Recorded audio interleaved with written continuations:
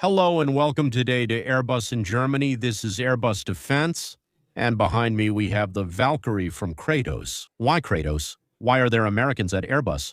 Because in reality, they are adapting this American drone, installing their mission system to make it a European aircraft at first, before having their own loyal wingman, but it allows them to move forward very quickly.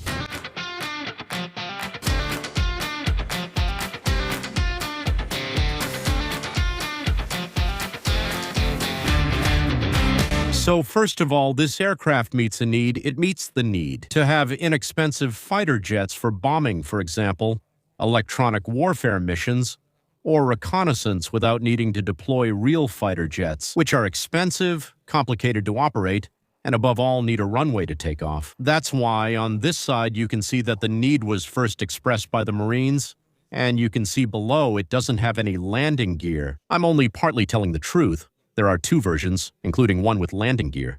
And there's a version with a catapult with boosters at the back which allow it to accelerate very quickly, go very fast, and take off like that. A kind of ramp, a launch ramp, which means it can be launched from the back of a truck, from a naval container, and so on. That obviously makes the device very easy to deploy and use. When it has wheels, it lands. When it doesn't have wheels, it uses a parachute. And in that case, you need a space that's about 80 to 100 meters long to land safely. The advantage when there are no wheels is that there's a bay underneath, a bay for the weapons. When there are retractable landing gears, a lot of space is used, so you have 2 bombs instead of 4. So there are a lot of users who prefer the version with the catapult and 4 bombs instead of 2. It can fly at over 1,000 km/h. Its cruising speed is around 880 km/h. And hold on, theoretically, it can fly up to 5,600 kilometers in distance and up to 14,000 meters in altitude.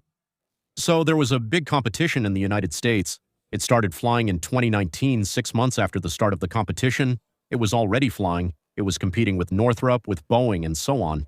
Kratos, a small company, was chosen by the United States for this purchase, leading to rapid development and experimentation. It flew in a swarm, meaning it will fly with other drones around it. Or we saw it fly first with the F-15. The goal is to make what is called a loyal wingman.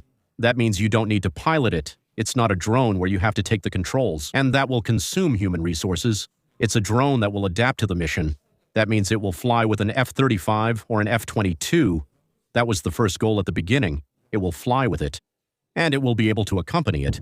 If there's a turn, it makes the turn with it. If you tell it, it needs to do triangulation.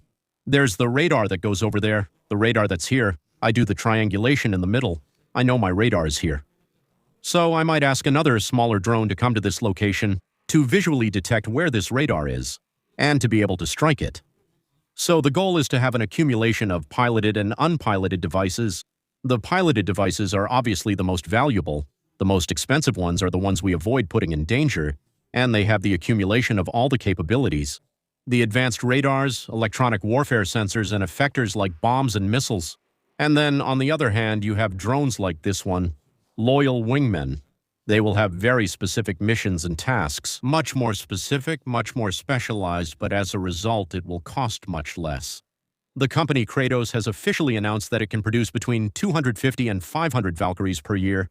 Obviously, they rely on technologies that are much less expensive than what we usually have, and that the price would be $4 million per unit if they produced 50 per year, and even less than $2 million if they increased production to 100 units each year. And the ambition, obviously, when you deploy such high-performing systems, well, flying drones that aren't expensive, is that you can afford to put them in danger. A fighter jet or one that stays far from enemy air defenses, well, potentially you could consider that at $2 million if they manage to meet the deadlines and the prices.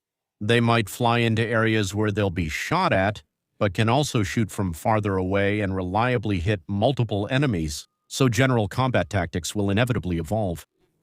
With the possibility of carrying more advanced or cheaper missiles by getting closer to the target.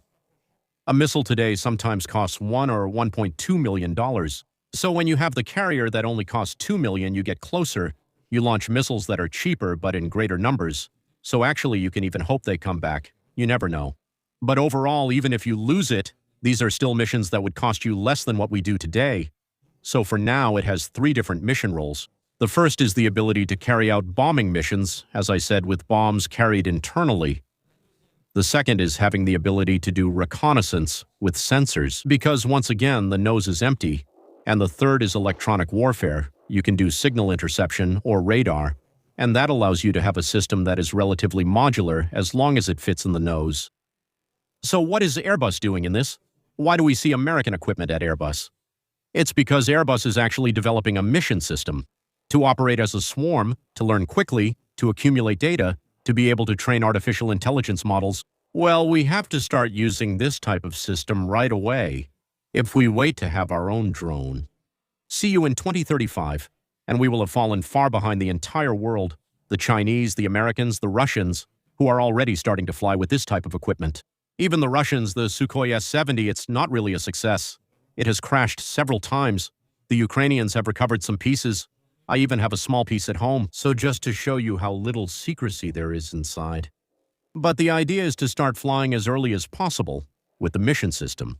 Teaching this aircraft how to fly, for example, with a Eurofighter from the German Air Force, and then in a second phase, when the model is trained, when it will be like R2, R2-D2, assisting the pilot, accompanying him, doing missions with him. Well, at that point, they will be able to move forward with their wingman, which Airbus has also presented. It's a goal for 2035 to accompany next-generation Eurofighters, an unmanned aircraft dedicated to electronic warfare, and it will be able to do a lot of things. And like that, it's actually an intermediate step. At first, they might buy a few of them. They don't have any customers yet. But in any case, they're going to experiment. They're going to work with this 100% American system. I dare to hope that no army will buy an American drone, because it's been a few decades now that we've been saying they're racing for sovereignty. The Germans, it's not yet psychologically accepted for them. Airbus, well, obviously they're working, they're experimenting, they're making progress. If someone wants to buy it, of course they'll sell it. There's no reason not to, but their ultimate goal is still to be ready and to catch up with all the other countries that are already using, developing, and producing this type of system so that they too can be able to move forward very quickly afterward. That's it. By the way, it's nice looking. It's stealthy. The air intake is on top. You have the butterfly-shaped features at the back in a V shape. The air intake is S-shaped. That way there's no direct line of sight to the engine, so from the front it won't reflect the blades of the propeller, which are one of the most visible parts. That's basically what you have. On all stealth fighter jets, there's no direct visibility of the rotating system. This makes it more stealthy. The internal hatch can close to hide the bombs inside, but there's also a version where the bombs can be carried under the wings. It's a version that apparently doesn't interest many people, because the advantage of having a smooth aircraft is to reduce its radar cross-section. Knowing, once again, that stealth, well, you know how I feel about it. I'm not a big fan of the concept. The fact that the Americans have had their F-35S hit over Iran, with systems that, as a result, engage visually without using radar, I still think that stealth is a very expensive add-on, with results that are temporary, and it doesn't work against certain types of modern air defense. So Iran proved it with equipment that really wasn't expensive. And right now, Kratos is presenting a lot of different variants.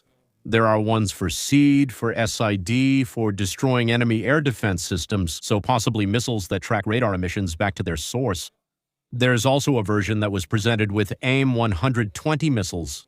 So here we can imagine that the target would be designated, for example, by an AWACS, and then they could fire their missiles at these high-value targets.